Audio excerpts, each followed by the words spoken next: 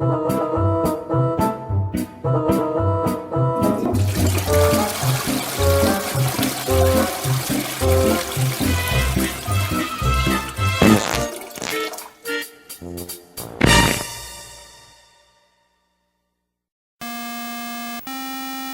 back everybody to the Zeusdaz Unemulated Retro Game Channel. I go by the name of Zeus and it is shit game time once again. Let's just press this button and show you what we're going to play.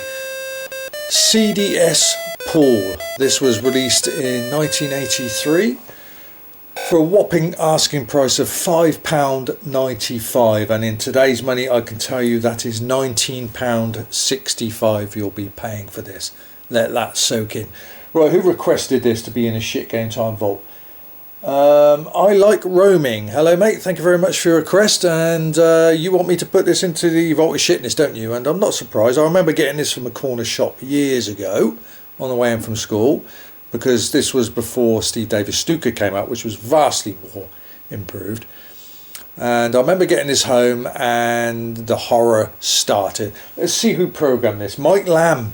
Wow, well he certainly went on to do better things, didn't he? What did he do on the Spectrum especially? Combat School, Renegade, Target Renegade, Robocop, Arkanoid 1 and 2, Batman the movie. He did plenty of cracking games, so he certainly did improve his artwork down the line. But this, maybe this was an early shot of what he was doing, but if I remember right, it is one load of unplayable crap.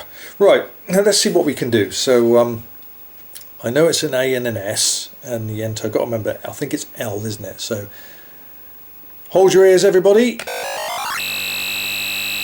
Oh, don't you just love that noise?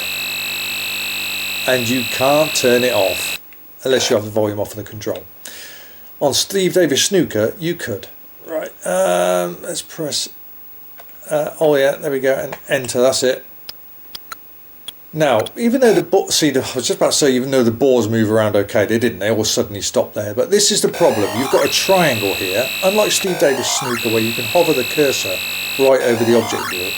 All you can do is aim at the cushion. So I'm going for this red. Now whereabouts in this pocket do I put it? It looks pretty straight pot. Do I put it there? Do I put it there? And believe it or not, that's a massive difference. And which part of the triangle does the white ball aim for? Is it the bottom right, the bottom left, or the tip, the top of it, the pyramid?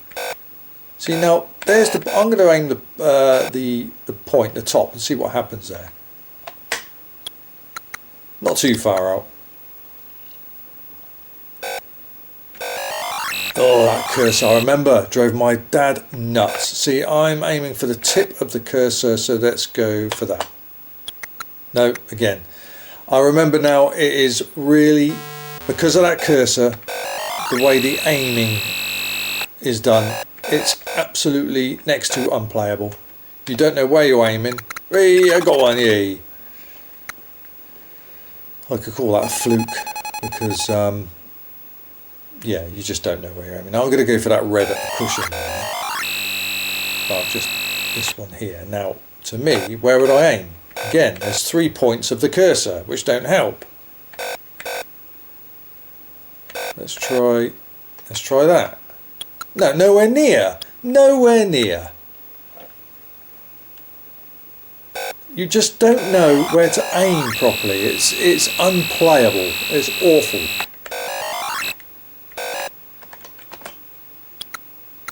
See, now I aimed on that side, and the white's going to... The white always usually goes in. It's the first ball that bloody goes in, usually. Again. So, if I'm going for this blue... Oh, what happened there? Well, that's not right. It's suddenly... That's not what happened there. That's unusual. Right, bear with me. I shall load it back in. Right. Don't know what happened there. Never mind. Let's try again.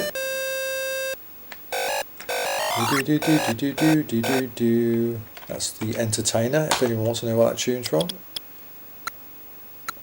See, full power, and they just didn't even, not one ball reached halfway up the table. Again, there's the cursor. So you've got 3 points of the triangle. So which part of the point is the white ball aiming at? That's the problem.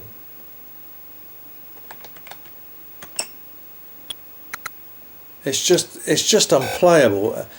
Steve Davis snooker was seriously correcting as far as the aiming goes. See, I'm aiming for the tip of that triangle. Let's go with that. Nope. Right, one down the rail. Oh, that bloody.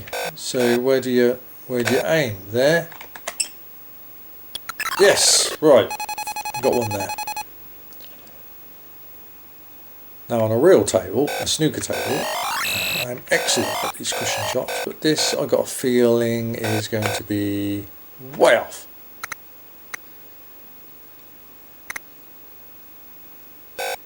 Yeah, it's just unplayable.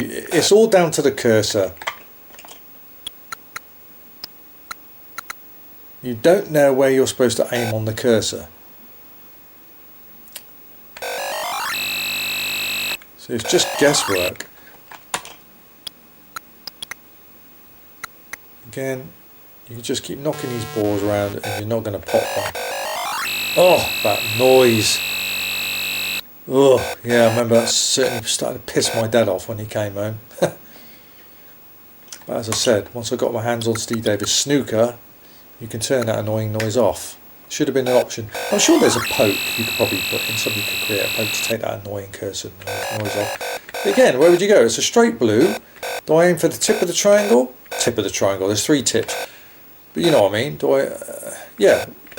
But that and that is a huge difference. Yeah, you got it. Only just.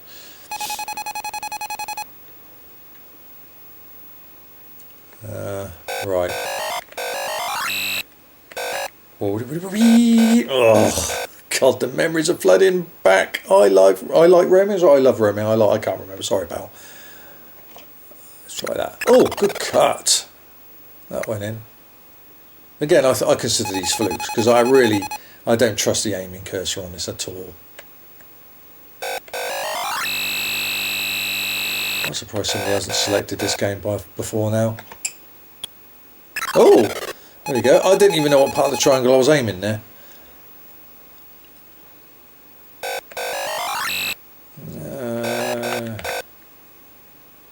Oh, it's unplayable. It really is. It's total hit and miss.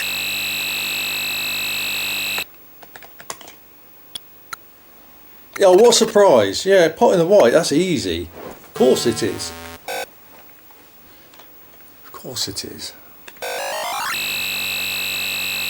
Ugh. So to cut that in, I've got to aim down here somewhere. I ain't got a bloody clue where I'm aiming. Oh, okay. I'm just going to try and fluke this one. Right. Okay, I'm just going to hit it up and down the bloody table and just see, and he just reaches. Go on, keep going, stop! Oh, come on, this has got to be an in. So again, where would you aim? Here? Hey, frame 1 done. That was not easy. Okay, frame 2. It's just the same, repeat. Doesn't get any harder. Just repeat.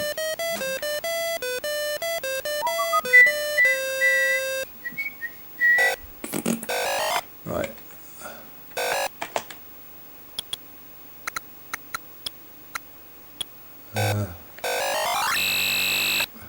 I'm just glad Mike Lamb went on to prove himself an extremely good computer programmer as far as the ZX Spectrum goes. Because this is a shadow of his later work under the Imagine Ocean label. So you can be forgiven this, I suppose, especially if it's an early creation. But the main thing is, yes, Mr. Lamb, what were you thinking about this cursor? The way to aim. Go on, get in! Oh, really? Really?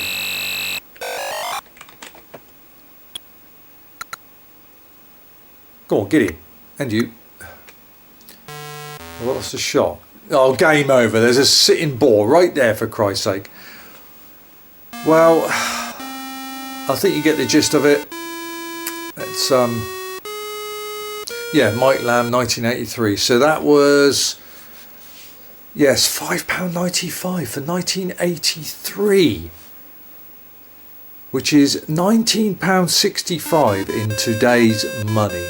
Imagine paying that, handing that over, nearly 20 quid, and you get to play this. No, it's piss poor. It's all let down by the control system, by the way you line up a pot. You just can't tell with that triangle on a cushion. Now, if it was just a point, one single point, it might be a lot easier. But having a triangle which has 3 sides, 3 points to that triangle, you don't know which one to aim for, and it's different every time. So it's literally a hit and miss fluke game. So you certainly get fed up and frustrated with this, I'll tell you. Steve Davis Snooker, though, came out 2 years later on, and that was vastly improved. That was so much more fun to play. And I still play that now and then. I still load that up on my toast rack once in a while and have a game. That's brilliant. But this, no, it's crap, isn't it? Asking price, a rip-off, £5.95 for 1983. Boars move okay, but yeah, there's only 6 boars, isn't there, and a cue ball. And realistically, if you're playing a proper game of ball, you're looking at 15 boars. But you know, as I said, it might have been his first endeavour or one of his early ones, so that can be forgiven. But the noise, the cursor noise, is terrible. You can't stop it. The aiming mechanicism of it is fucking dreadful. You don't know from one shot to the next if you've got it right, and each frame is exactly the same. So, and for £5.95 price tag as well is well totally overpriced. So I'm sorry, it is an unplayable pile of crap. Nice try, very early stage of the spectrum, but as far as the playability goes, it's out the window. So I'm going to give this 90 shits, because you are not going to find this enjoyable or easy to play. I challenge you, load it up, play it for I challenge you, play it for about half hour if you can, and see how many frames you could complete in half hour, and let me know. That would be interesting. And don't lie about it either. I'd like to know if any of you have mastered this game, if you can pot a ball virtually every time when it's in a potable position, because you know exactly where to aim on the cursor. I'd like to know. I think we all would. Alright, anyway, that's it for me this edition of Shit Game Time. I hope you enjoyed that review. Please let me know in the comments below what you think of this game, and if you was unfortunate enough like me who actually did buy it in the bloody back in the day. Well, I might have bought it for about £2.99 actually from a corner shop, because it was about 1985 when I got my hands on it. So yeah, it might have been reduced price by then. But nearly £6 for 1983. Oh, gee, that's a lot of money. Yeah. Anyway. So, until next Friday, be sure to subscribe if you haven't already and click that notification bell so you know when the next videos of mine are going to be out. Please feel free to, again, pick a game if you want to have one on the Shit Game Time. You should know what to do by now. The video will come up in the top left any second now, and a link in the description too, so you can follow that and choose your game. To be shamed and leave me, Zeus, to do the rest. There's got to be some games out there that you absolutely fucking hate, or you think was an absolute rip-off, or the playability was shit. There's millions of them still out there, so it's up to you to bring them forward to Judge Zeus. Until next week, take care everyone, and as I said, give this a go. See how many frames you can get. Zeus out of Shitsville.